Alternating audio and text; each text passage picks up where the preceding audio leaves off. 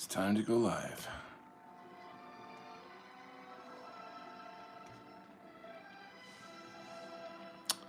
So this album I'm playing in the background is something that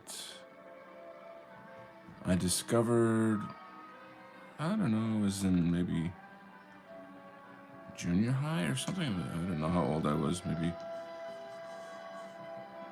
9th, 10th grade-ish, I don't know. And there's something about it. I think I discovered it in wintertime, and I played it a lot at that time, and so it kind of became like a wintertime album, you know. Like, I don't know if you guys have certain albums you play at certain seasons. I'm sure there's, it's clearly summertime music that, I've noticed that there are certain radio stations play certain songs only in summertime, Anyway, so I'm just putting it on to kind of give me a little comfortable, nostalgic feeling of a simpler and happier time.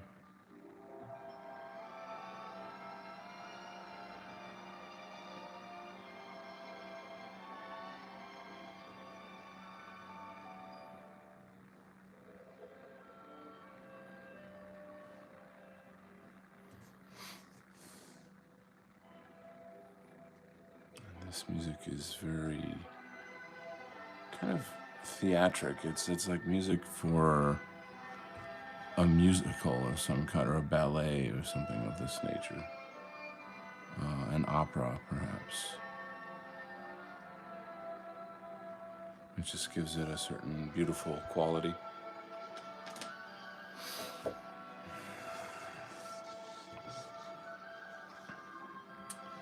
This intro, or first song, I should say, is kind of like a melody of the other songs. Melody, is that the word? It combines different songs from the album. Medley, not melody, medley. Yes, I know something about music.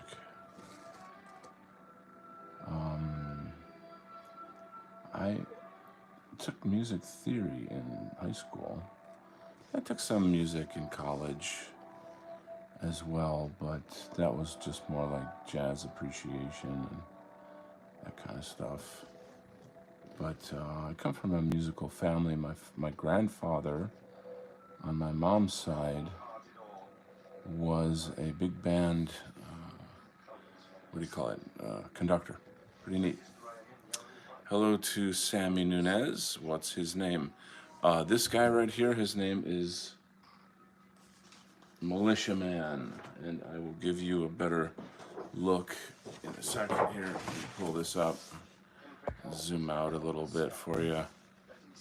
There he is, Militia Man with MAGA Force, fighting against the evil Noah Hyde and his cult.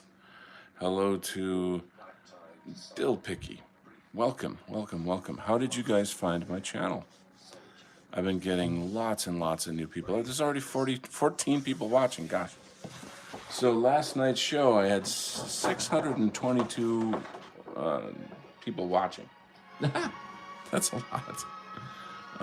Or I should say clicks. I can't exactly say, I guess 622 people came to see the show last night. How long they stayed, I don't know. I have to check the analytics on that. But this show's been just growing and growing and growing. And I'm not even being very aggressive with the marketing. I'm doing some marketing, but I could be doing more, I guess. This marker's going dry. But I welcome you guys. Thank you so much for coming. I usually talk with people in the chat. Melina Cabelli is here. Hello, my name is Melina. It's very nice to meet you. I used to know Melina. She was a student of mine. I used to live in Asia, and I taught English in Asia. And she was one of my top students. Very, very lovely girl. And Chatelet, hello, hello, Mr. Flash. Good to have you here.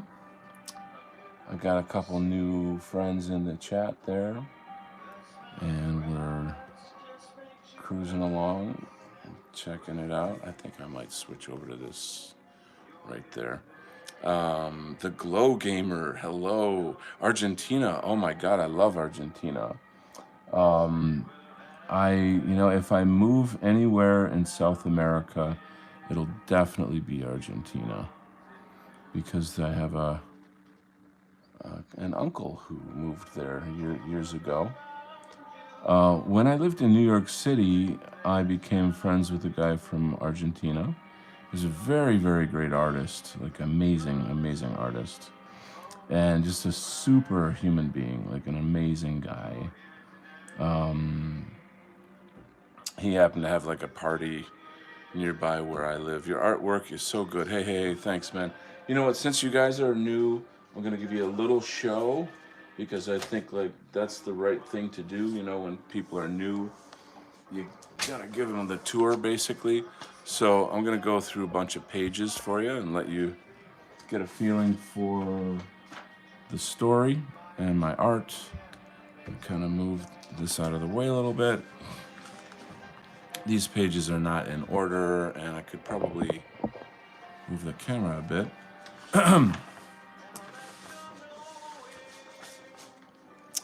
Pleasure starts growing. River, what does that mean, River? The Glow Gamer, that's an interesting name. Why did you choose that name? Anyway, here are the pages of the story. This is my original comics. This page isn't done yet. So, these are, what the penciled pages look like.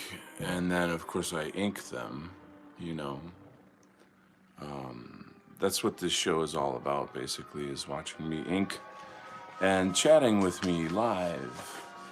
And I tell lots of stories of my life. And we talk about politics, UFOs, spirituality, art, movies. It's just a really cool show. It's just a really fun and cool show. Lots of interesting different topics. We got people. FaZe is here. Hey, FaZe, welcome to the show, my man. And so yeah, this is MAGA Force versus Fash Force. So MAGA is like a kind of a normie, patriotic kind of team, and Fash Force are the super far right, ultra right, revolutionary team. But things do not. Things look a certain way, but they're actually a different way. So here's the two kind of main characters facing off against each other. They don't know it, but they're actually brothers, and they don't know it yet. And this is their father, and he's actually an angel. So like, there's a theme in this story about Christian nationalism. I don't know if you guys, I mean, you're from different countries, and who knows what your backgrounds are or any of that stuff. But I'm just giving you some info on the story. Glow Gamer says, because when I made my channel, I wanted it to be a gaming channel. But it's mainly just me yapping. Yeah, I got you, bro. There's a whole lot of yapping going on in this channel as well, big guy. But the cool thing is I get to yap with you. I'm not just talking into the void, you know? So, yeah, what do you think of the pages? It's going to be pretty sick when this gets colored. and they can actually read it, you know, and know what's going on in the story. So speaking of story, it's time for me to get back to work.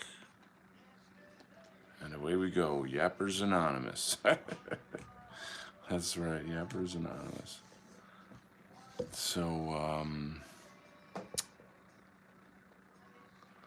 what do we got? What do we got? Faces. These are so beautifully done. Seriously, I'm deeply appreciative of that. I think every artist is their worst critic. You know, like you grow up looking at other artists and you're like, oh my God, I'm dying to, you know, I love how beautiful this guy's work is, whatever, whatever.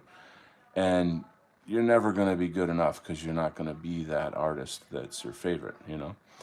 So you kind of have to get over it at some point and just say, look, I'm just going to be the best version of me, you know? I'll try to keep pushing and improving. And, you know, the thing of it is that it's really about the need to tell a story. And in my case, like I really, really want to have a positive influence on the world. And this story that I have is really, really critical to kind of like showing people things that they don't see. And so that's, I have a saying, I always say that people know more about Star Wars than they do about real wars. You know what I mean? There's something about the arts that penetrate into the mind and the soul, you know.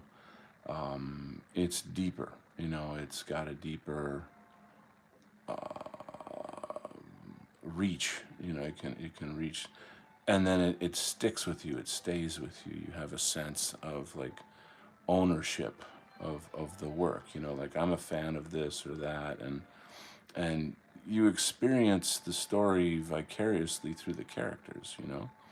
It becomes part of you as a person. So that's to me very deep and exciting in its sense. I just subbed. Thank you. I appreciate that so much. My good buddy Hippocratic Oath is here. I love the poet Jorge Luis Borges from Argentina. He's a kind of woo-woo, which is your area. Now, Borges, 100 Years of Solitude. Is this who we're talking about? Am I getting that right? It's been a long, long time since I've read these authors, and I'm very rusty on that. If you could kind of fill me in a little bit on that. But Melina is from Argentina, and so that's pretty cool. I'm really, really happy to have someone from Argentina watching this show. That's awesome.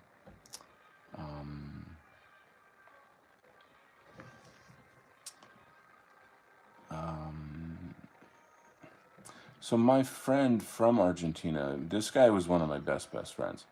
His family immigrated there from Italy, so he spoke Spanish, Italian, and English fluently. You know, it's pretty amazing.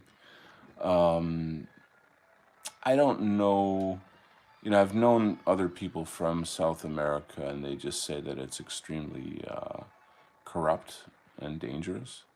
So I'm kind of, you know, there's that, you know. But I suppose if I were to go anywhere in South America, it would be Argentina. And there you go. Thank you, FaZe. I appreciate it. JJ, hola, hola. I'm gonna have to learn some Spanish, guys. I wish I could say something good. Say, I only know a few little things in Spanish. But happy to have you here. Thank you so much. We have a very international audience on this show. Europe and South America. I just interviewed a guy from England on my show just like last week, and a lot of friends in Europe. Yeah, I got a lot of friends in Europe, so that's pretty cool. believe I will visit there someday. It's kind of on my bucket list. 100 years might be Yeah, you're right, Marquez. Gabriel Garcia Marquez from Colombia. Another area I considered moving to. Um, yeah, I mean, I don't know anything positive to say about Colombia. I'm sure there's some good things. Boston Brickred is here. What kind of pen are you using?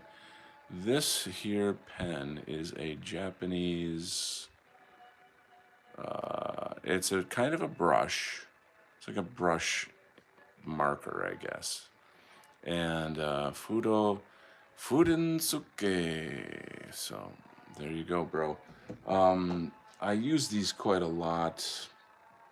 Like the brush pens are really nice. This one is a Chinese style, but this is used for calligraphy. The brush is much longer, as you can see. I dropped the ink. Oh, shit, I already fucked up. Well, I'll fix it. Don't worry about it. But you can sort of see that the brush ends are quite, and that's like some kind of hair. I don't even know what it is. It's really really beautiful. You got to be extremely good to use that brush, so it's quite difficult to work with. Anyway, you guys are distracting me. Howdy to Gondorian. Boston, are you an artist? Do you illustrate at all, or what's your gig? I do get a lot of people that you know are illustrators, comic book fans that come to the show, and just like to chat about different stuff. They like to learn about the medium that I use, and you know this, that, and the next thing. It's pretty cool. But it jumps all over the place. We got personal discussions, political discussions. I know a lot about UFOs. Are you guys interested in UFOs? That's kind of a topic I'm interested in. Let's see. Glowgears, I'm kind of an artist, but like I suck at it. Well, if you love it, keep working at it. Yes, character designers all the way. Character design. Okay. I focused on letters. Oh, that's great. You do digital lettering for comics? Because I'm gonna need to hire one.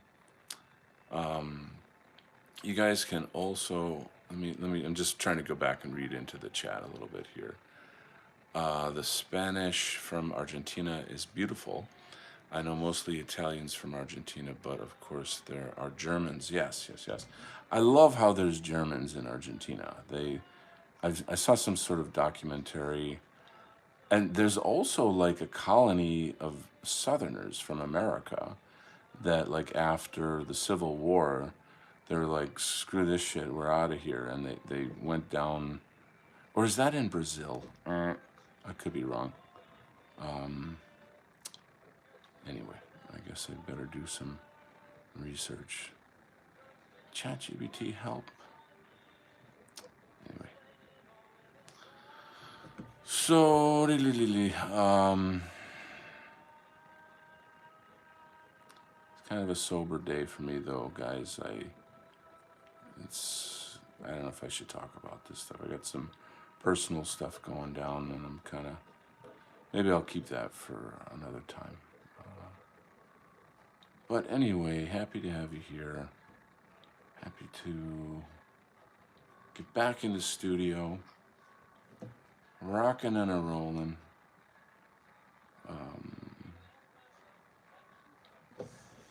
Making moves.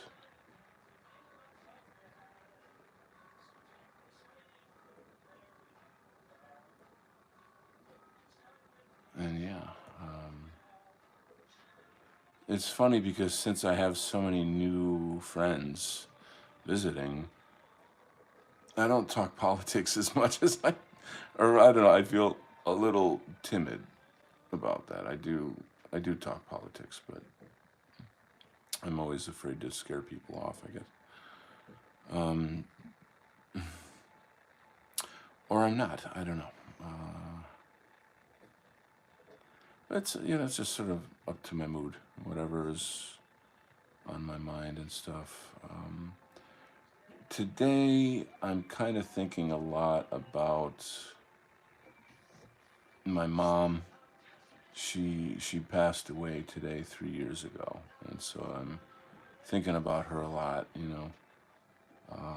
Kind of touching base with my family a little bit about that, and it's not really been a terrible day, because like my one of my siblings contacted me this morning about it, and it was like, yeah, this is the day. It's always a bad day, and I said, every every day since mom passed away has been February 10th, like every single day, So like this is just another day of that. So I'm probably gonna lose a lot of people because they don't want to hear my sad story. But the good side of it, and the thing I'm sort of trying to segue into, is how I've managed to not over, the grief is still there, but it's not killing me. It's not like ruining my life. I've found a way, and it's kind of beautiful in a way. I've figured it out, I guess, if you want to put it that way. I have a ritual every night. Like I have my mom's chair, where I live, and I give her a hug, symbolically every night. And I do genuinely feel her like an etheric presence, which is quite profound.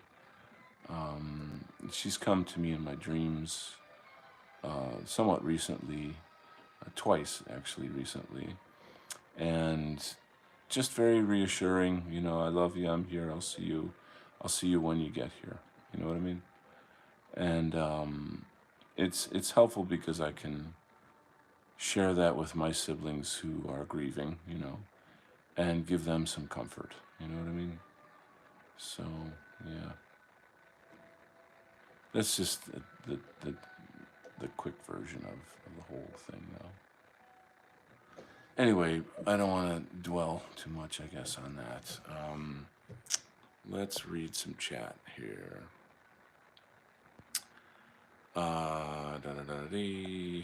Boston says spray paint. I do murals. Oh, okay. I got your point.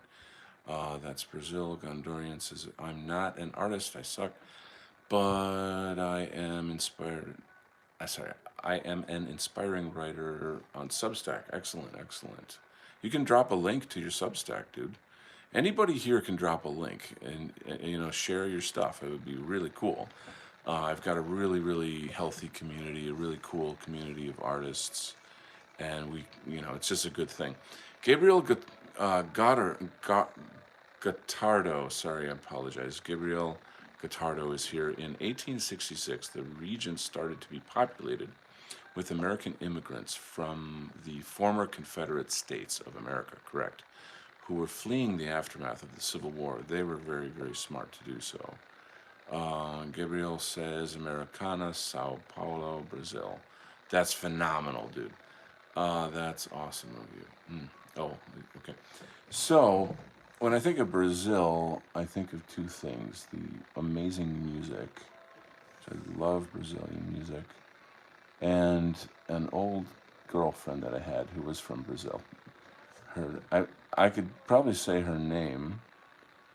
Her name was Fernanda Saraquides, and she was from Minas Gerais.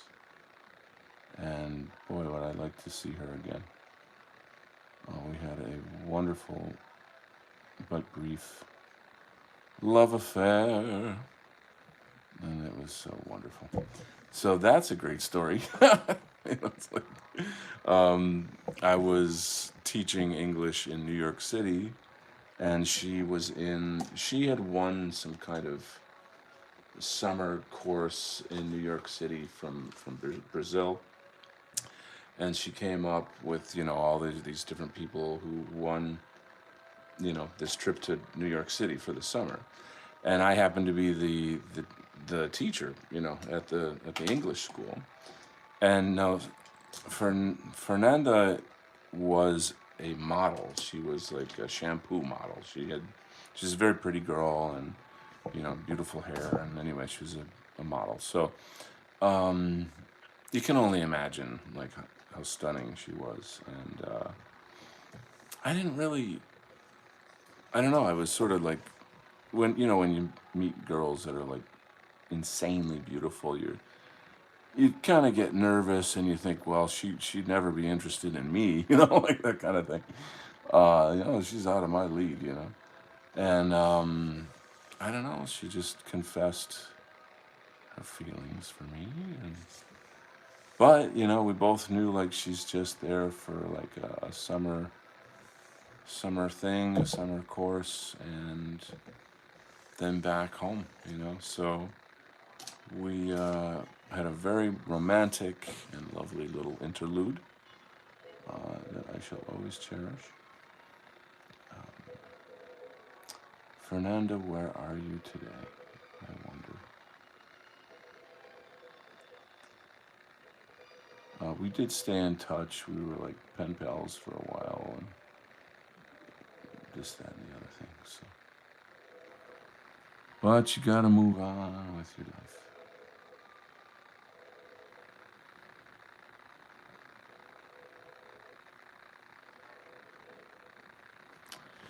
And there it is, and now you know. Okay, Splattercat's here. Awesome sauce. See Kyle's Splattercat. Wane is here. Wow, love that comic style. Everybody loves my style. Let me back out a little bit and give her a little extra. Her, I don't know if it's a girl. It looks like a girl with the pink icon there, but here's like a little look at some other stuff here. Love that comic style of yours. It's magic. Hi from Spin. By the way, new subscriber. What you are saying, it's as cool as your art. Well, I got a lot of stories, kiddo. If you watch my show, you tune in, you are gonna have your mind blown. We got tons and tons of cool stories. I lived in Asia for 5 years. I studied art and Buddhism and Kung Fu over there. And I ran a Kung Fu sparring club for 9 years. I got a bazillion stories, so, but give me a second here. I'm gonna, a little bit hot. I have to adjust myself. Uno momento. Okay.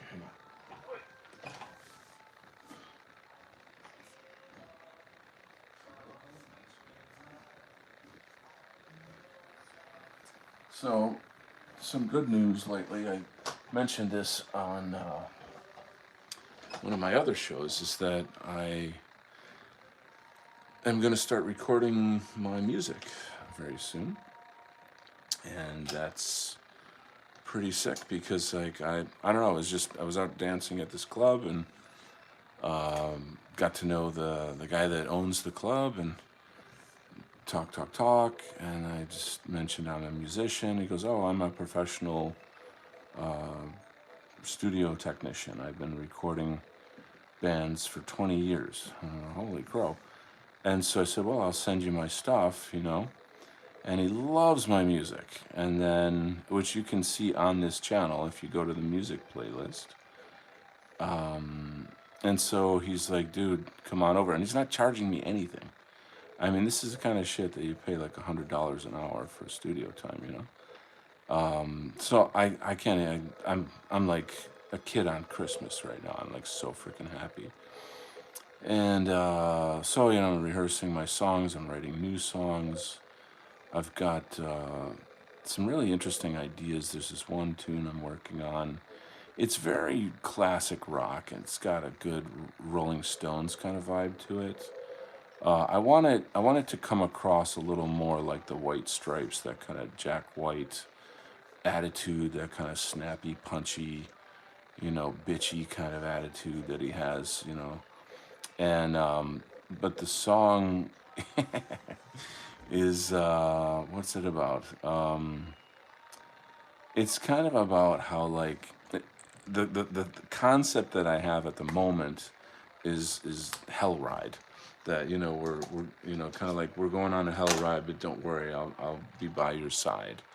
And that there's some crazy shit going down in the world. That's really what it's about. And it's going to be a wild ride, but don't worry, we're going to stick together through this and we're going to make it, and it's going to be wild, so hang tight. And it's I think it's kind of like when life gives you lemons, you make lemonade. You gotta have a positive attitude. And I mean, I used to be extremely black pilled and negative, but I just don't do that anymore. I hit like Joker levels of insanity where I'm like just laughing at the pain. And I finally realized like it's like I'm done with that. I'm past that now, and I can do positive things. And I actually had a really really prophetic dream. In the dream, I don't know. I mean, there's like if you don't know me, you're probably gonna think I'm a little crazy. If you do know me, it's to be like, oh, this is just another day in Donald Kent world. But I was given a kind of message, and the message was essentially this: that I am to acquire shine, the direct light of God. And so that's something I remind myself of every day, and I'm working on. You know, I think in the pop culture sense, we look at these things like, oh, the power of positive thinking, manifestation. And that's all fine and well because it's backed up by quantum physics. But the actual fucking practice of it is not a joke. When you've been abused and, you know, gone through the hell that I've gone through in my life, to have a positive attitude is like, I don't know, it's like saying fuck you to the devil right to his fucking face. And I'm doing it. And then I'm like, I'm gonna, because it's sort of like, it's a kind of like if you know you're gonna die, you might as well just do it anyway. That kind of attitude. Does that make sense? So that's kind of where I'm at. Um, be careful with these things. And it's paying off beautifully. There's just a really, really great energy and great, just, I don't know how to describe it. It's my personal life, so whatever, it's my own personal TV show. So, like, for example, every day, several times a day, I have that experience of like just randomly looking at a clock and seeing 111, 222, 333, 444, 555, and you do kind of wonder like, is this just some weird habit that I just happen to look at the clock like some sort of a biological clock thing? Is that what this is, or is this, or is God talking to me? Well, it sure feels like God's talking to me. That's kind of how I take it anyway.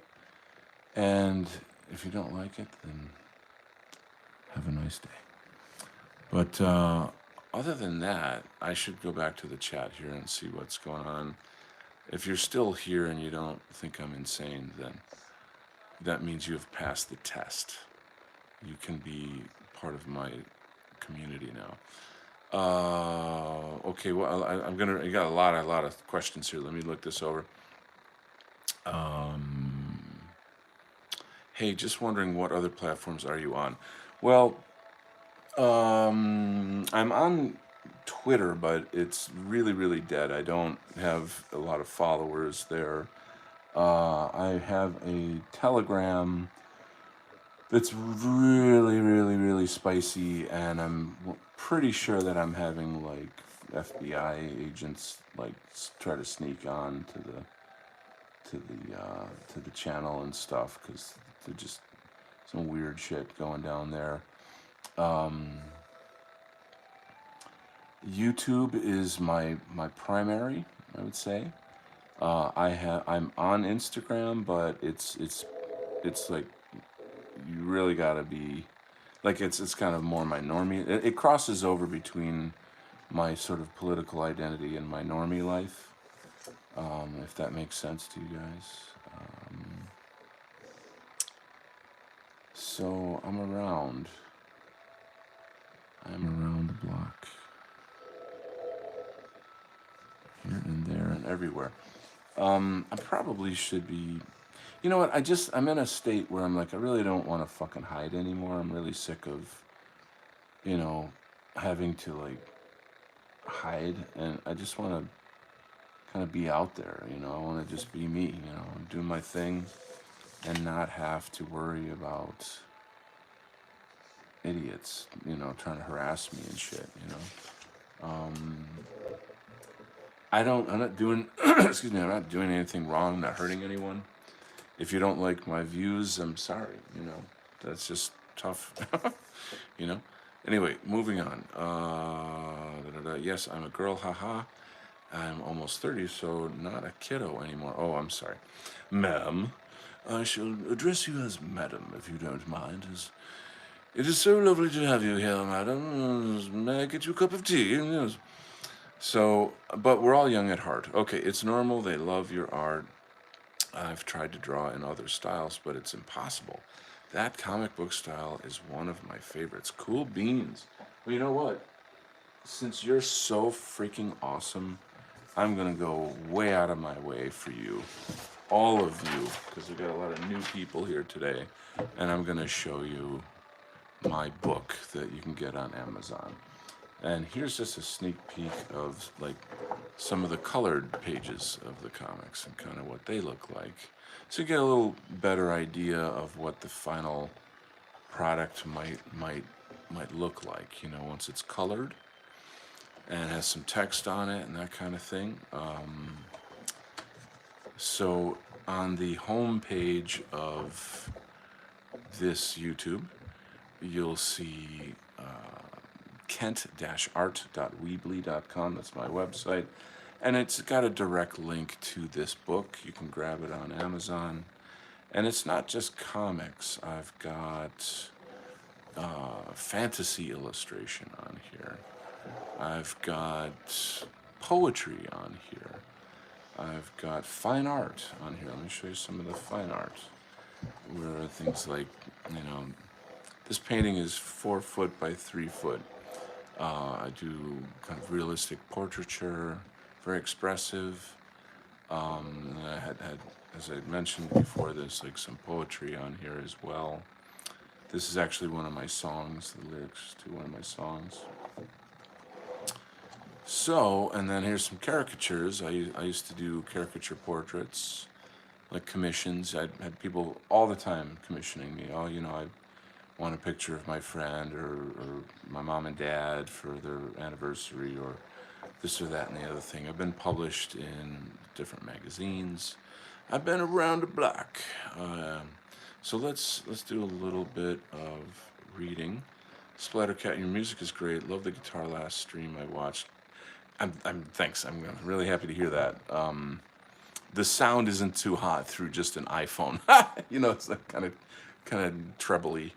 Anyway, Wone or Winona, need to hear the music then. I am new here, haha. So, like I said, you could open a new tab or something and then go to the music playlist and click anything on there you can enjoy. Oh my God, talking about music, I have to find a way to get this and put it on my YouTube. One of the songs I did, I made it off of the poetry of another friend of mine in the White Art Collective, a guy named Nullis, who's a very close friend. And he put my song on a new video, which is like an animated video of like Apu, Pepe and Apu. Do you guys know who those characters are? I understand what you're saying about the bad things and bad thinking. I had depression and anxiety many years. Yeah, yeah. It's everybody's struggling with something. Discordant Dragons. I will be on Discordant Dragons. Oh crap. Oh god. No. It's not today. Whew, that scared me. Next week, Monday. Holy crap, you gave me a jump. Oh, you son of a gun, you. I will be on Discordant Dragons. It's kind of like a political talk show, but in the framework of a Dungeons and Dragons game. So it's super funny and playful, but also really, really informative and enjoyable. And there's just different influencers in the, you know, in the. This is actually a self-portrait from when I was a lot younger. I'm got a big beard now. It kind of gives you a little docs of Donald Kent. I don't know if I look exactly like that. This is actually another self-portrait, but that was when I was much younger, and I don't have blue lips. That was just expressive anyway. And there's a beautiful girl that I had a crush on. Blah blah blah blah blah. Talk. Anyway, that's my book. You guys can pick it up if you want. Nice book. Thanks, brah. You're also going to be interviewed on Aureus Press. Thank you for helping me to pitch myself.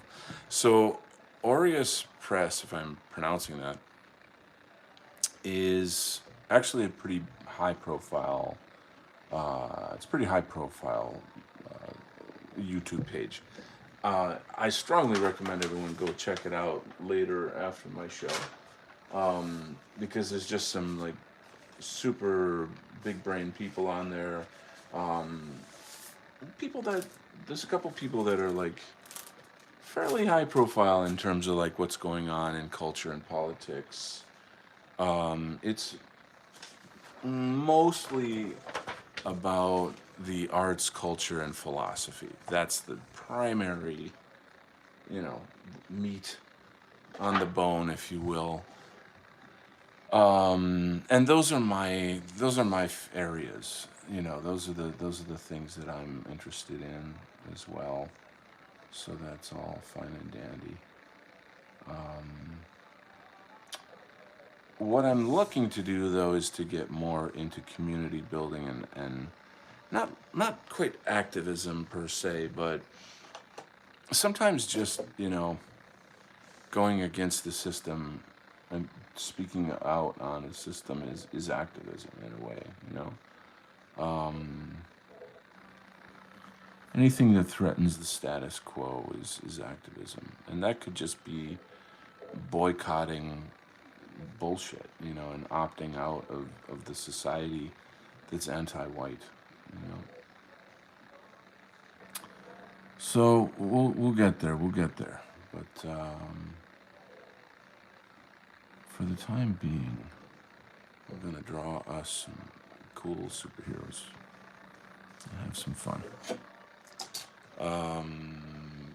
Thank you, Boston. I appreciate that. The Discordant Dragons thing is primarily in the community of No White Guilt. Jason Kuna, I don't know if you're familiar with him. So that's cool. It's good stuff. Those are good folks. I did the graphics for one of Jason's shows. It was a show called The After Party, and he commissioned me to do the graphic for that, which is, anytime he'd advertise the show, he would use the graphic, And what else?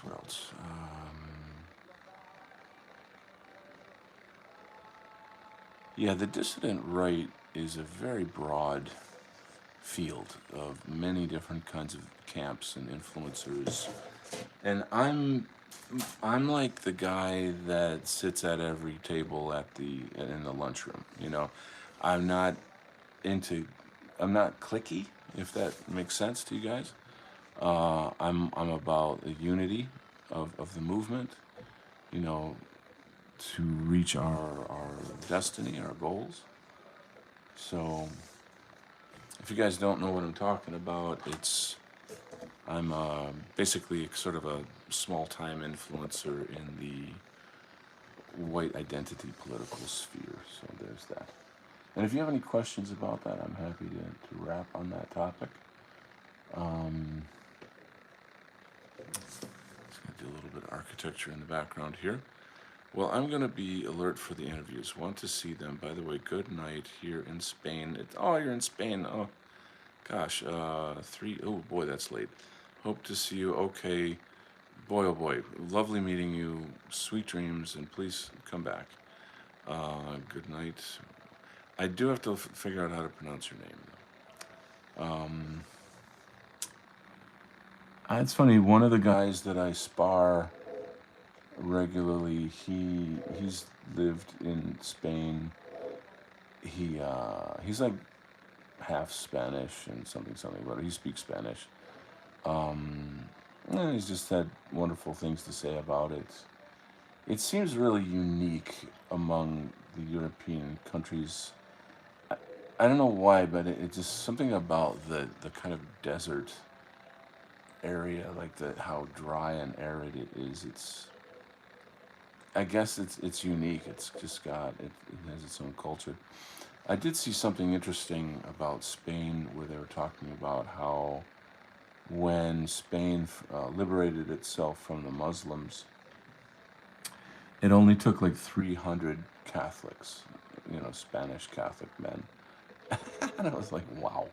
I don't know that exact history myself, but it feels like something I should learn about, That would be very interesting. Das ist gut, ja. I'm also curious in Portugal.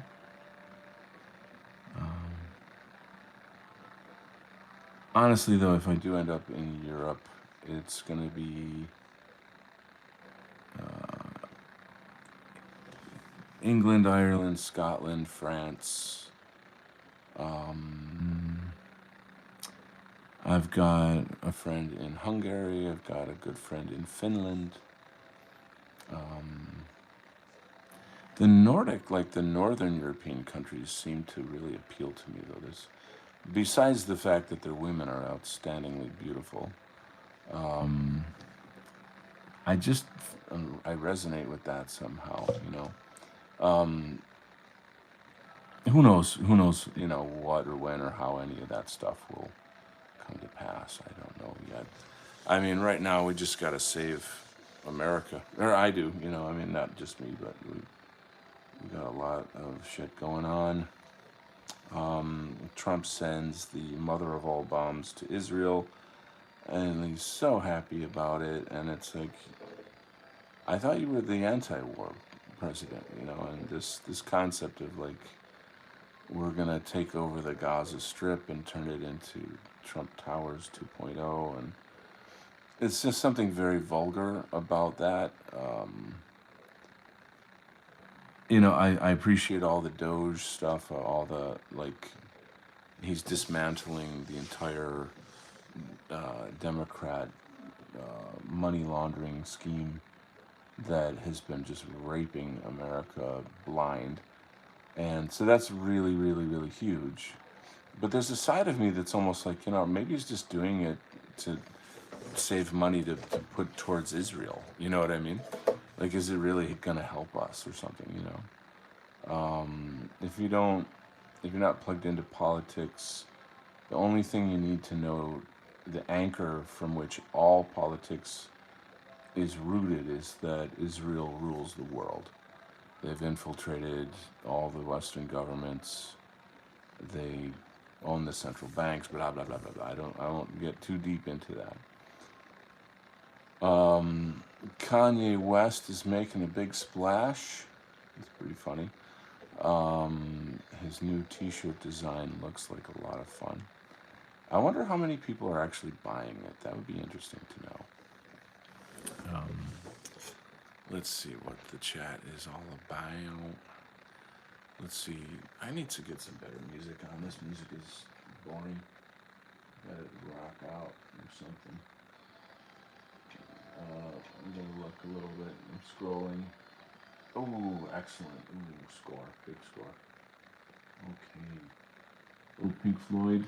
You guys know I love Pink Floyd. I'm like the fifth member of Pink Floyd. Oh yes, I'm coming back. Love the chat and the relaxing art movement moment. Great.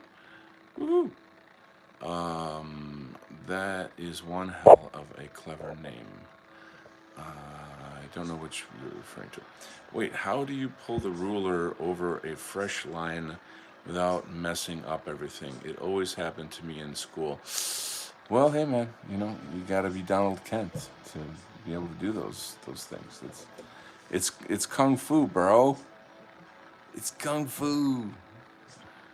No, that does happen sometimes, but a lot of it has to do with the edge, where you're using it, how you're pulling it. It's just not, it's kind of art nerd stuff. But you do have to be careful about that. You got a good point. Um, anyway, we're doing a little bit of Obscured by Clouds, Pink Floyd. It's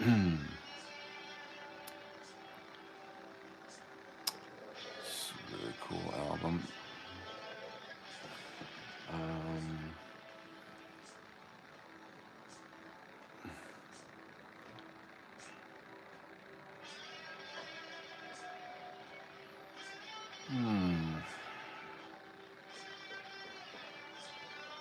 cool stuff, cool stuff. What else? What else? Okay. Thanks. I meant unprovoked. I use speech to text. Oh, dude. I am, if you ever talk to my friends, I am famous for speech to text screw ups. Like I'll send a big message out to my Telegram group or something, and then I'll look back at it and go, "Oh my God, that's horrible! I gotta get in there and like try to hurry up and edit it before anyone reads it because it's just I look like an idiot. But it's just so convenient. It's like so nice to just be able to kind of talk into your phone and not have to use your thumbs or whatever and tick tick tick tick tick. Bit annoying.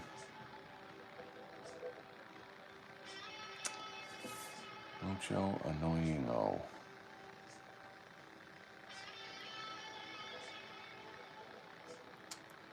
Anyway. So, yeah, I was gonna do a big stream on like overcoming grief and like what I've been doing to do that. And I don't always succeed. I'm not always on top of it, but I don't know. I feel that there's a number of aspects to that. Like some of it is almost academic in the sense of like just knowing what the nature of life is and the nature of the soul and these things, and confiding in that and feeling at home in that kind of understanding. You know what I'm saying?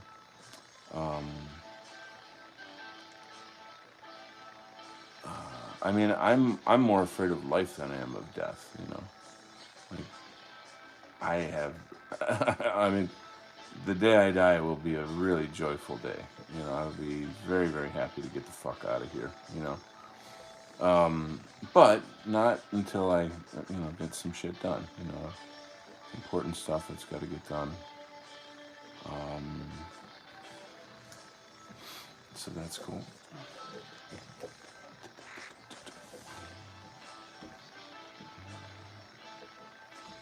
I think I gotta do this. And I don't mean that in a morbid way. I'm not like I'm not anti-life or some shit. Don't get me wrong. It's more just society. You know what I'm saying? Like you know, you have, we're like the only creatures on this planet that have to pay money to survive, to live. You know, everything is taxed, everything is a fuckery, you know. Just fuck that shit, you know. Anyway, let's move on. Moving on. Let's see. Donald's Flash. You're embarrassing me, buddy. Donald's speech to text bloopers are epic. Yes, there should be a whole like YouTube channel just based on that.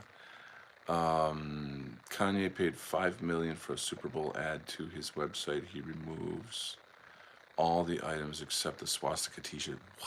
Wow, what a fucking troll! What a troll! Holy shit, that's fucking genius. I love for like Black History Month. He's like, the Jews wrote Martin Luther King's speeches. Take, you know, what do you think of that, bitches? You know, it's like so funny. Holy shit, that's genius. You know, I mean, he's he's always been and will always be pretty retarded, but like I totally love seeing what he's doing, you know, and he is moving the needle, if you will, you know what I'm saying? So like that's very, very good for the movement. It's very good for everything. So I'm quite happy about that, yeah. Mucho happio. Sorry. This is like cringe Spanish.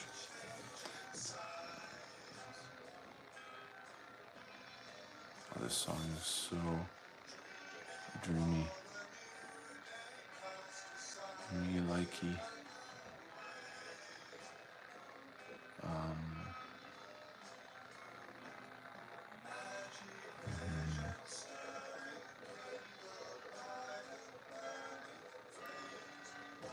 Anyway, what else have you guys got to say here? Laugh my ass off. Let's take a look at this hidden message. Don't call Kanye retarded in front of I hypocrite. He'll ban you. Whatever. Let's see. Flash, I'm sure he won't remember. He's another crazy artist, man. Cultural. Oh, I missed some points here.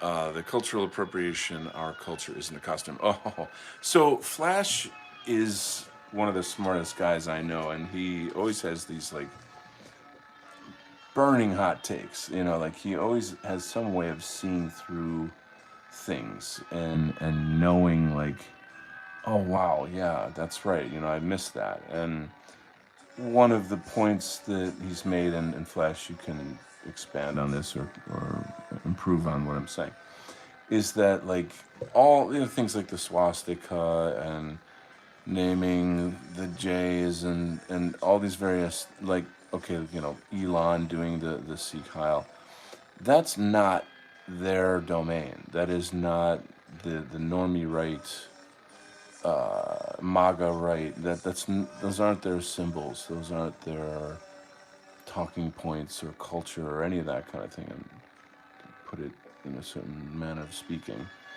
And so what it is actually at the end of the day is a kind of a co-opt. You know what I'm saying?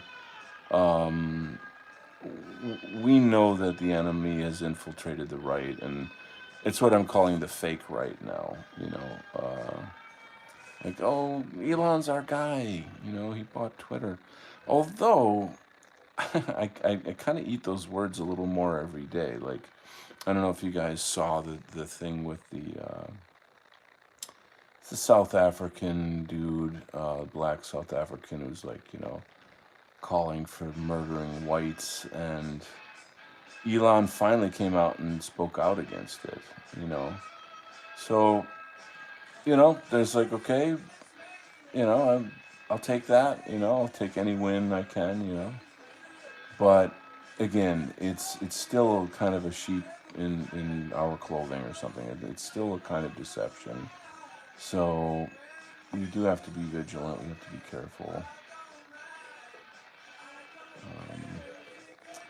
it's crazy because having like new people in the chat, they have no idea who I am, or like what I do, or the culture I represent, the community I serve.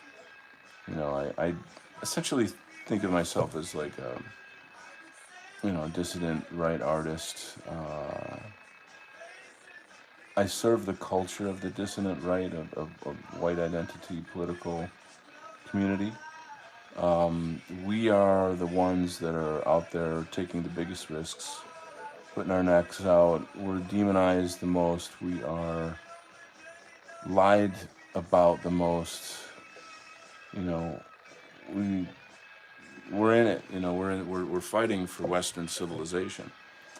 And you know, a friend of mine was like, you know, you should try to focus on like, you know, getting more normies, you know, red pilled and all that. And I'm like, I can't do it all. You know, like there's a lot of our guys that are out there doing that, and it's happening. You know, but our guys need moralization too. You know, our guys need, you know, good content, good shows, inspiration, fun.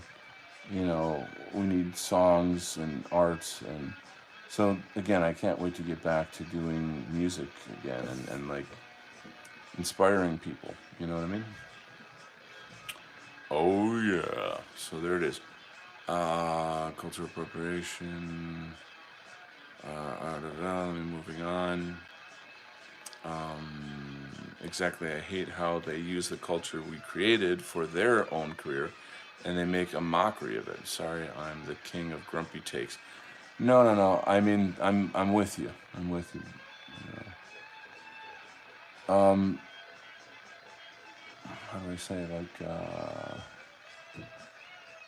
we just kind of got to keep pushing. We just have to keep getting out there, you know, and doing our shit, you know. I don't know if you guys saw in my Telegram the video with the Apu Pepe and my song that I wrote, The Man Who Knew Too Much.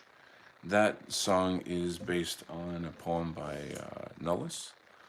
You guys, Nullus is from the White Art Collective, close friend of mine. We did the Imperium Art show together.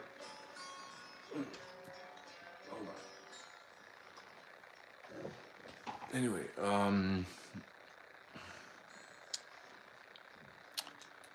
it's a really, really fun video, and I gotta get it out and show it to more people. Get my music out. And it's like, I just feel like music is the best way to reach the largest amount of people. You know what I mean? Like, these shows are fun and cool, but you know, everybody wants to watch a music video. You know, so once I get my stuff out there, it's gonna be pretty sick. Yeah. Anyway, moving on.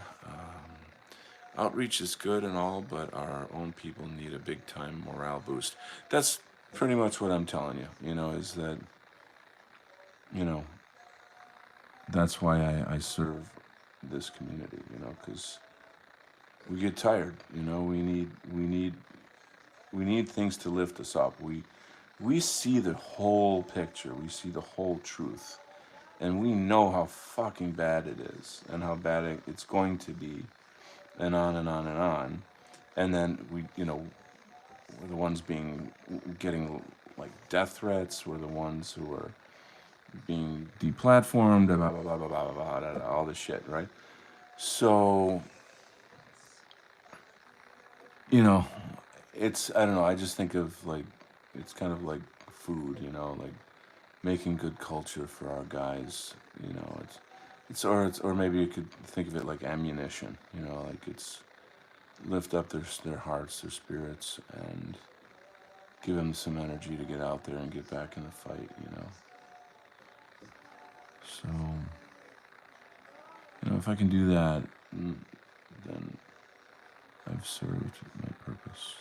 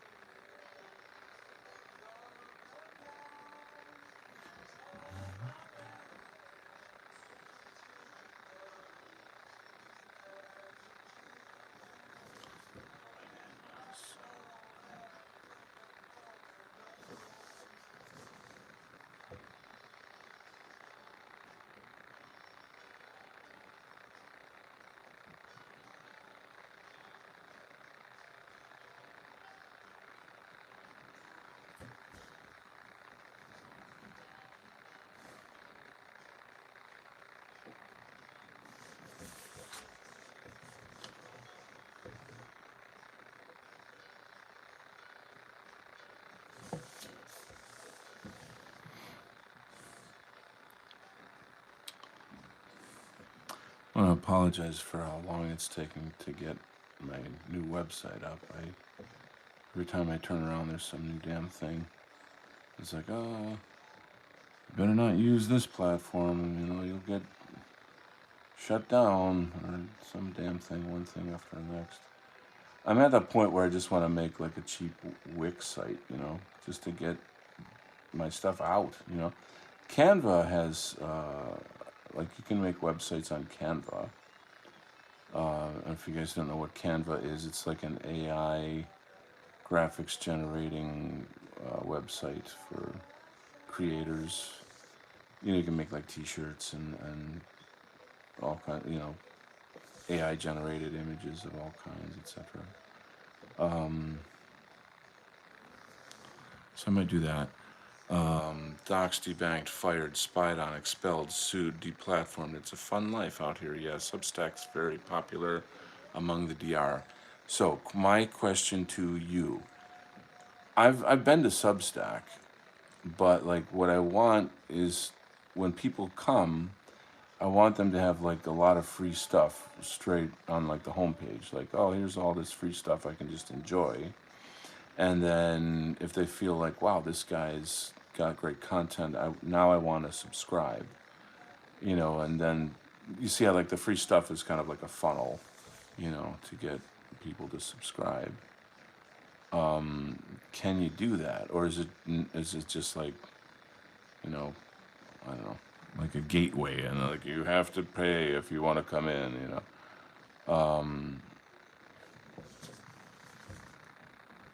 because it's like I feel like if you're already established, then you can do a Substack. If you're already Keith Woods or Richard Spencer or whoever, people already know you. Therefore, it's like, oh, I'm going to go pay to read, Morgoth's review or something on Substack because it's worth it. I know the guy. Not the guy, but, his content. So, but I just don't feel like people know who I am. Even though I had like 600 views on last night's show. It's pretty amazing. Does that make sense? And not only that, like throughout time, as people get to know me, they kind of investigate me or something in my content. I want them to have like free stuff they can enjoy, and just like be like, wow, this guy's got some cool stuff, and like read one issue of my comics, you know, have like a storefront that's just open to the public. People can get, posters, mugs, t-shirts, just dumb, fun stuff, I think that would be nice.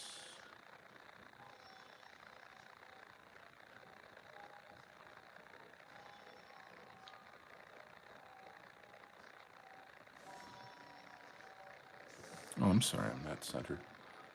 My bad.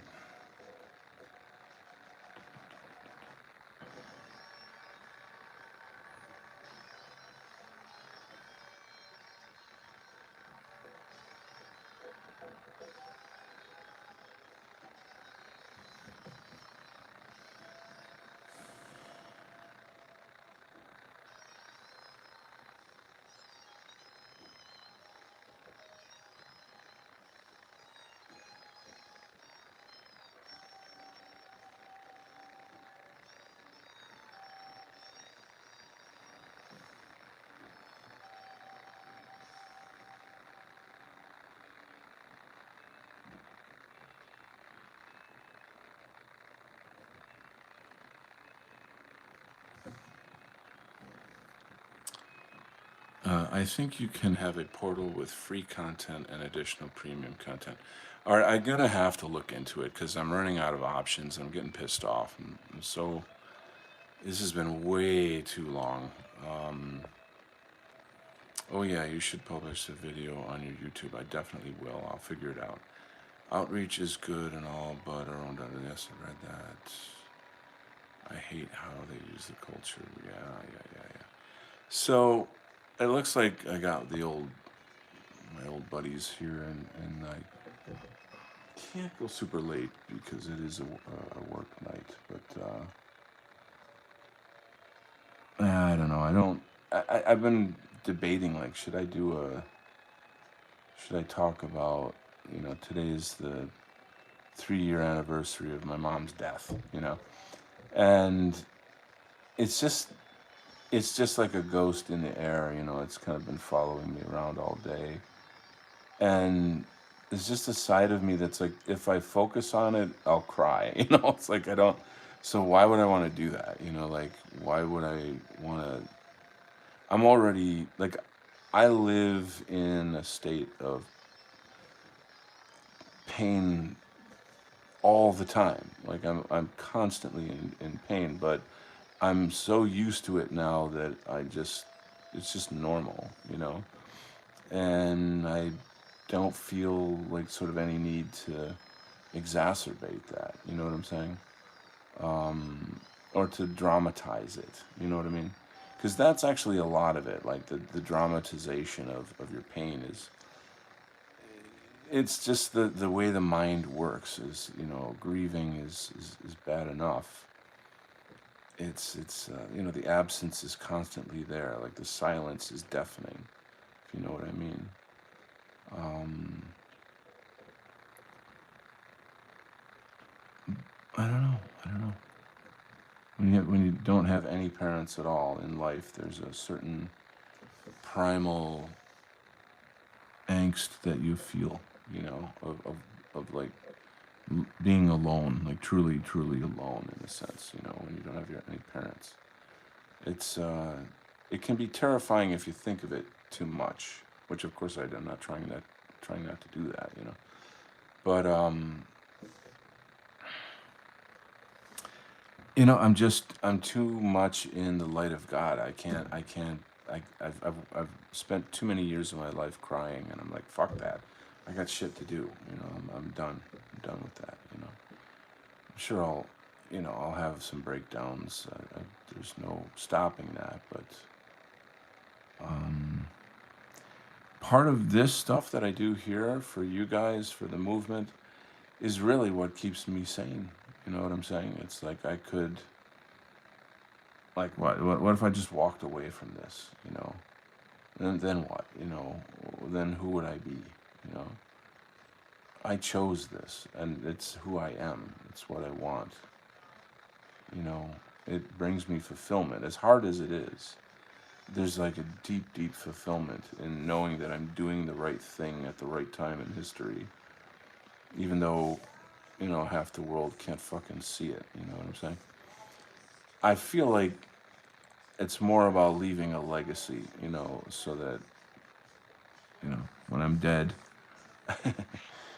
people will be able to look back at my content and say, wow, man, this guy really, he left us a lot of great content that, we can refer to and use and enjoy for, generations to come. And yeah, I mean, there you go.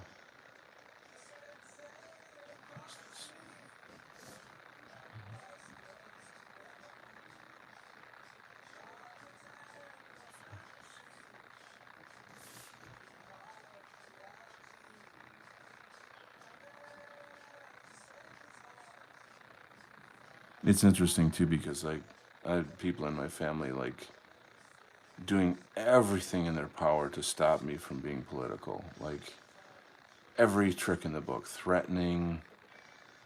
I mean, serious, serious, serious, like shit. And the ultimate, you know, abuse that I've gone through is the abandonment. You know, I've talked about this. I just let it out. So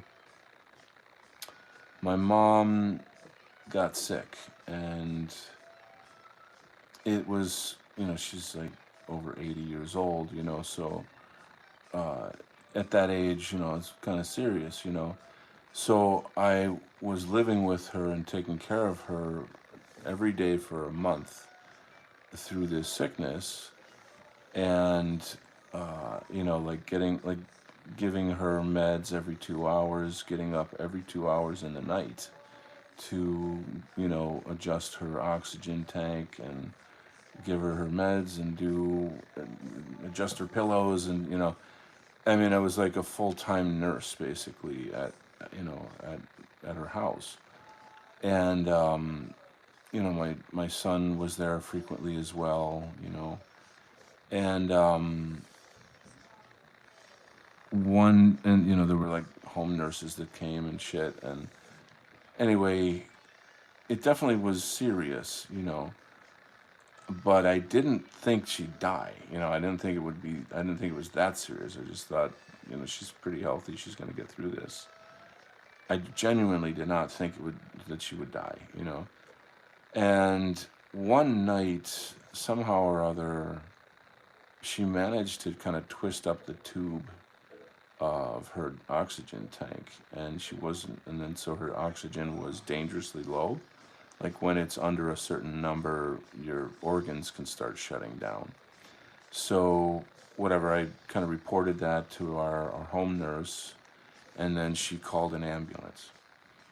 And little did I know that was the beginning of the end, that's how they operate their little genocide machine. And again, I didn't know what it all meant and what it was all going to lead to. I just figured like, oh, we'll fix her up and get her back home in a little while or something. And that turned into an ordeal, and her breathing got worse and worse. And they had these different doctors that they would, I'd call, and they'd give me this Indian guy, and then another guy, and then a girl, and then another guy, and I'm like, why is it every time I'm talking to the hospital, they're like connecting me to a different doctor, and each one of them was trying to convince me to put her on a respirator. And I knew already from my studies of the pandemic that you never fucking go on a respirator. That's how they kill you. They put you on it, and then they give you remdesivir, and then you drown in your own fluids. And then they say that it was COVID, and then they get $10,000 from the state. It's a racket, a death racket. So it serves the purpose of depopulating while making money from it. That's the sickness and how diabolical this thing is. So the last doctor that I spoke to was this like super hyper feminist bitch. She was like this very liberal, like, I'm a doctor and I know everything, and how dare you question me? That was her attitude. She was very rude. And next thing, a day later, I come to find out that this doctor had talked my mom into going on a respirator.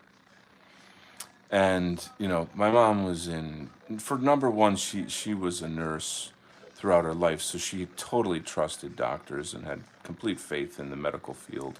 Her generation and this and that, you can kind of see how that worked.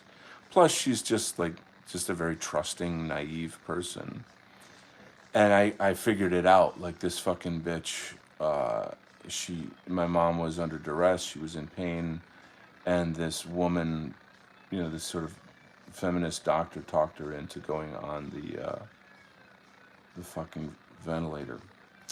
So now at this point, it's kind of like I shouldn't talk about it because it gets very, very, very dark and very painful, and I'll probably end up crying or something, so I'm not gonna keep going. But at the end of the day, when my mom, we had to take her off the respirator. I'm the legal guy, I don't know what that's called, like whoever is, I'm the one that's supposed to sign the paper to say take her off the life support system and let her die. And I had a lot of family there and the whole thing. And while this was happening, my sister leaned into me and whispered at me, "We all know this is your fault." and try to imagine how that felt at that moment. Try to internalize that. And now carry that in your heart for the rest of your fucking life. That's my life. So when I say I live in pain all the time, I'm not kidding. I'm not kidding.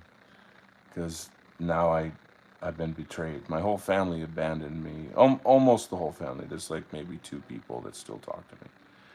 And, they said, oh, well, she had COVID and you talked her into not getting vaccinated. So, you know, I don't know if you guys remember, but there was the White Art Collective created a fundraiser for me when all this shit went down. That stuff's still on my channel here. You can go back and look it up. So I don't even know. I mean, it's so surreal, and I've never ever, I was always really, really close to my family. So I can't, like, I don't know, I just try to imagine being loved by everyone in your family, and then, like, when you're at your very, very lowest, when you lose your mother, they all stab you in the back at the same time. That's what happened to me. And so I'm alone. Like, I'm really, really alone, And, am I pouring my time and my pain and my energy into the movement? Hell yeah, of course I am. Of course I am. You know?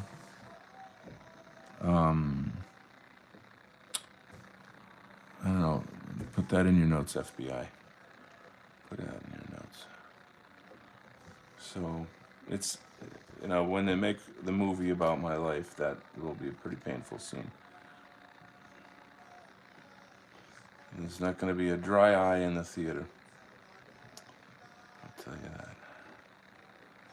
But it gets to a point where, like, if, I don't know how to explain this, but, like, I mean, I was kind of semi-suicidal. I mean, I'm a father. I'm not going to kill myself. I'm not that kind of, but the pain was that bad, that you would think to even do that. You know what I'm saying? And then it just occurred to me, like, I can't function like this. I've got to figure out how to fucking get through this. I can't function. I can't not fucking function. I can't get out of bed, literally. And so a hell of a lot of hardcore praying and meditation and contemplation over, the past 3 years. And I don't know how, but I've somehow figured out how to kind of overcome the pain and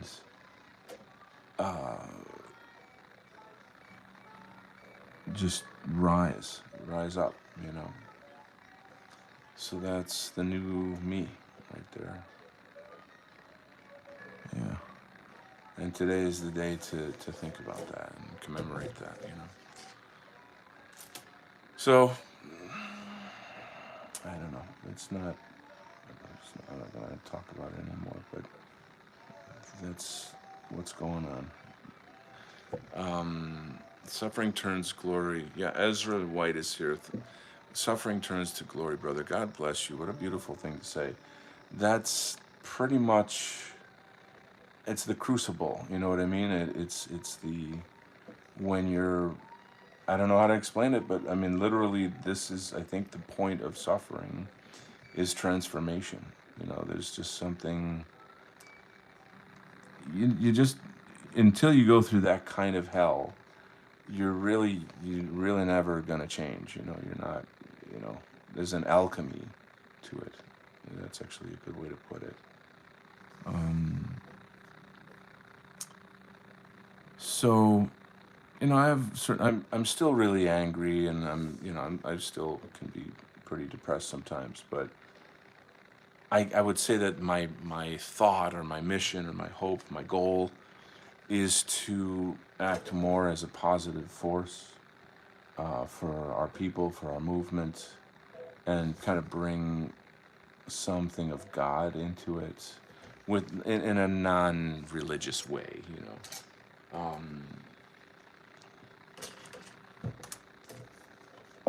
So, and it's a lot of it is just my own that's kind of my own practice, I guess, if you don't want to look at it that way.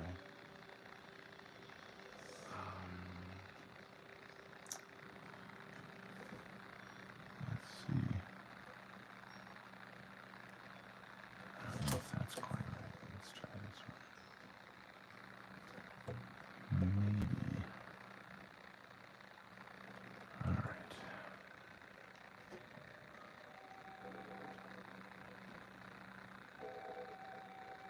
Oh, jeez, it's not even. I gotta fix it up. There we go. Awesome. I should read the chat here. Let me get through some chat stuff here. We got a lot of chat. Wow, a lot of chat here. Sorry, guys. Let me catch up with you. Substack, Premium, Nobody Like Me has a few subs on Substack. The DR is very active there. Oh, really? Oh, okay. That's good to know. Okay, wow, okay. I don't know if sharing this story would be good or painful. On Mother's Day, year before last, I went climbing with my friend. Mother had passed away. We climbed to the top of the mesa. Boy, that's beautiful. Way out in the desert, and you know how Masons have those sheer rock walls. Yeah, started raining while we were climbing. Ugh. So everything was slick, but these little pure white flowers. We live in New Mexico. Yeah, that is fucked up, Splattercat. These flowers don't even bloom every year, but the time we reach top, they see barren desert, blanketed. Oh, that's incredible. It must have been exquisite. Did you take a picture? Flash says you did your best. Ezra says thank you for sharing. Splatter says no matter how hard you try, people will always find something to blame. See, you're really hitting something. I have to comment on this. I feel like a lot of people in my family, it was like easier to hate me and blame me than to admit that they're wrong about COVID and the jab. Because I'm like, look, my son and I were with her like all the time for a month, and neither of us are vaccinated. So explain to me how the fuck we don't have COVID. She never lost her sense of taste. There was no sign whatsoever that she had COVID. That's the doctors lying to you. But no. The doctor said it, therefore it's true. Doctor said it, therefore trust the science, therefore it's true. You know, I wonder what the fuck they're thinking right now as you know, the shit is hitting the fan and it's all going mainstream. Will any of them come to me and apologize? Will any of them, you know, beg for forgiveness for how deeply, profoundly they've hurt me? I mean, I don't even know if I can go back, you know. It's so devastating. Oh God. Okay, so absurd when we should instead support each other. Yes, suffering turns to glory. There's not a dry eye here. Oh God. God's glory. God love us as we suffer through. I can't imagine my sister saying that. God forgive her. Stay strong. Yeah, I started. I think I might be. Might have sprung a leak here. I keep my wits about me here while I'm trying to live stream. I imagine. How dare they blame you? Yeah, I mean, this is so. A lot of them are just sort of like Democrats, and like they're not they're not like blue hair wackadoo liberals, you know, but you know it's just like whatever CNN says is fucking true. You know what I mean? And that whole psyop of getting people to hate Trump and hate Trump supporters, it deeply brainwashed them, like profoundly, you know. So that's the that's sort of where they're coming from mentally, you know what I mean? And like you know, we used to have, or rather they have, oh okay, I'll just say this. So the night that my mom passed, they all had a huge kind of like, you know, get together dinner to share their grief together, but I was the only one not allowed to come. I stayed home alone. I was banned from coming because I'm not vaccinated. And it really was to punish me. It was to punish me for being political and for speaking out the truth about, you know, the vax and all of these things. And there's really no way to describe how truly unstable I was that night. I mean, I was like, I'd never, when my dad died, that was heavy as fuck. I was only 18, but this was insanely painful, and I was losing my mind. I was just truly fucking losing my mind. So I called a really, really close friend of mine. It's a female friend in our movement, and told her everything. And, she just kind of stayed with me. You know what I mean? She just like stayed with me on the phone. You know what I'm trying to say? And while this was happening, and I must have mentioned this in one of my other streams, I'm telling her everything, and I'm in my mom's house, and my mom had this old lamp that it's like a touch lamp. You tap it and the light will go on. I don't know if you guys have ever seen these type of lamps. And then if you tap it again, it'll go from like low to medium to high every time you tap it. And then tap it again and it'll shut it off. It's just a kind of a neat thing that we had. And we had it for years and years. And so that was right by the TV, and there were some balloons by the TV that were from my mom's 80th birthday. We had a huge party for her. And I'm on the phone in the kitchen, and I look over, and I see that the balloons are waving back and forth. And I'm like, what the fuck? Like, there's no wind in the house that would make the balloons do this.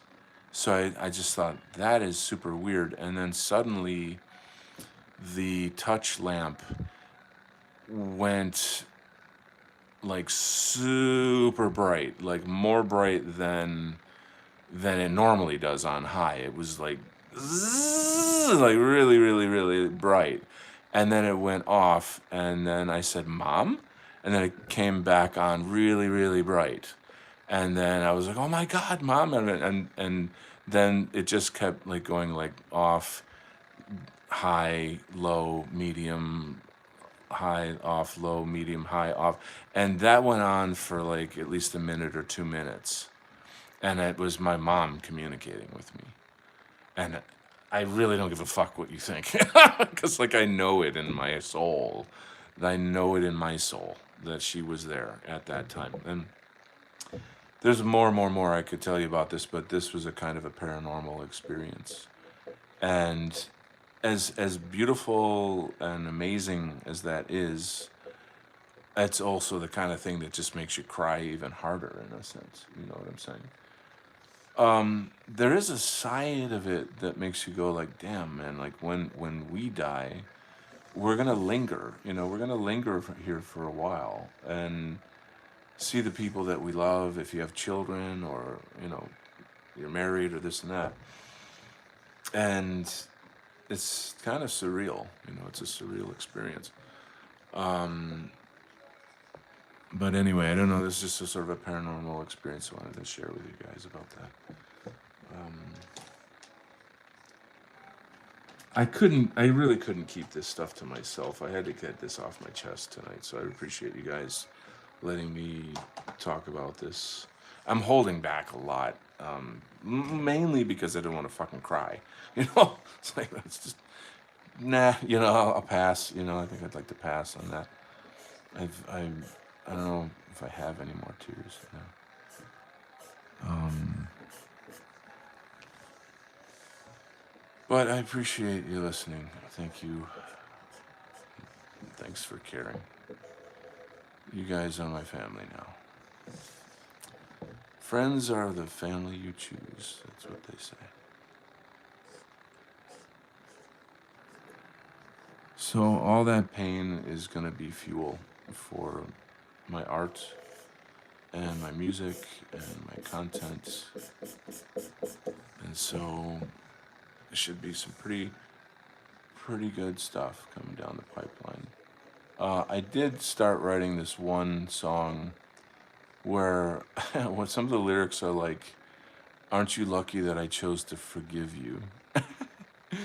Meaning, like, like what I could do to you if I hadn't learned how to forgive would have been very, very, very terrible. But I'm past that. I don't have any revenge fantasies or anything of that nature. It certainly crosses your mind when you've been devastated, you know, traumatized the way that I have been. But it's not my nature. That's not who I am as a person anyway.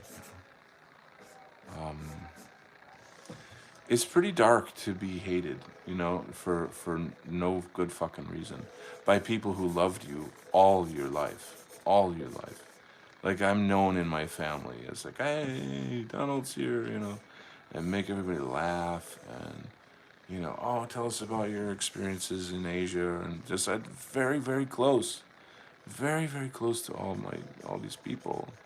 So to be treated like this is, I don't know, it's kind of like having an arm or a leg amputated suddenly. You know, it really is, man. I mean, only emotionally. It's like I'm an emotional amputee. That's actually a fucking perfect description of how it feels. So you can't see it, but I'm limping everywhere I go. I'm limping and limping. Will it ever heal? Will it ever get better? My sister is, I mean, I've had some screaming matches with her, She doesn't know me in the way you know me. And I don't know what to say. So I'm in a pretty dark place about that, so I don't want to go too deep into it, but the thing about forgiveness is that ultimately it's not really for them, it's for you. Because you're just carrying a knife in your heart, and like forgiveness is pulling it out and discarding it. That's what forgiveness is,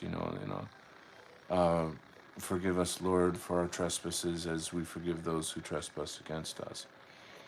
If you live in that pain and with those grudges, it fucks up your life. It's not healthy. I mean, I'm talking like cancer levels of bad health, psychosomatically.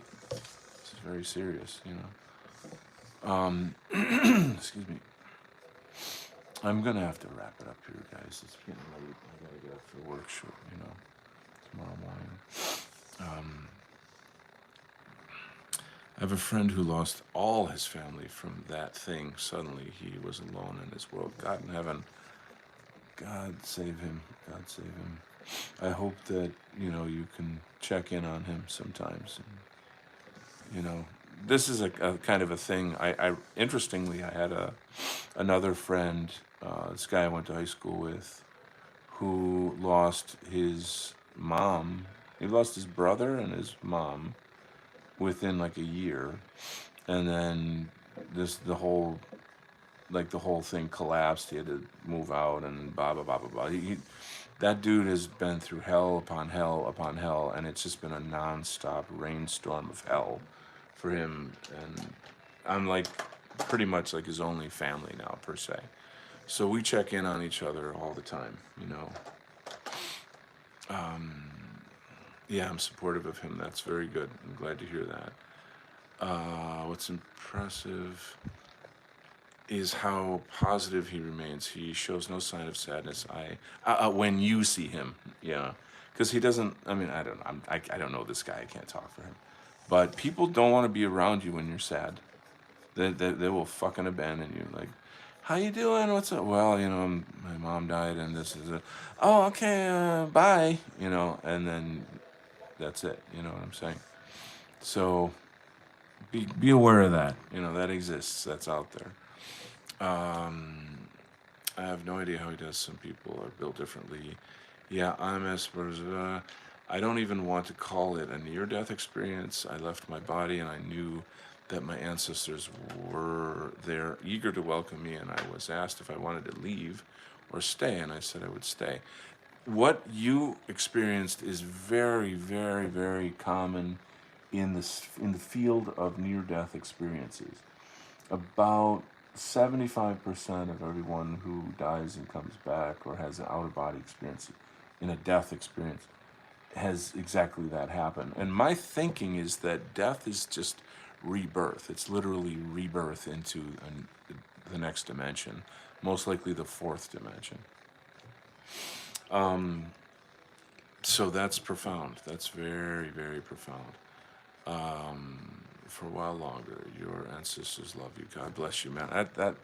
That I think I'm going to leave on that note. Your ancestors love you, and I love them, and that's why I say goodnight to my mom and dad every single night, because it would be rude not to. They're just over my shoulder, you know. They can. The other night I was streaming and I was talking about my dad, and the light next to my table flickered. You know, it's kind of beautiful. It does make you tearful, but it's also really beautiful. Whoa, okay, I think I'm tapped out, guys. I love you. Have a great one. We shall see you on the internets. See you next time. This is actually my alter ego right here. Good night, guys. Take care. God bless. Love you. Thanks for the show. My pleasure. My pleasure. More to come. All right. Adios.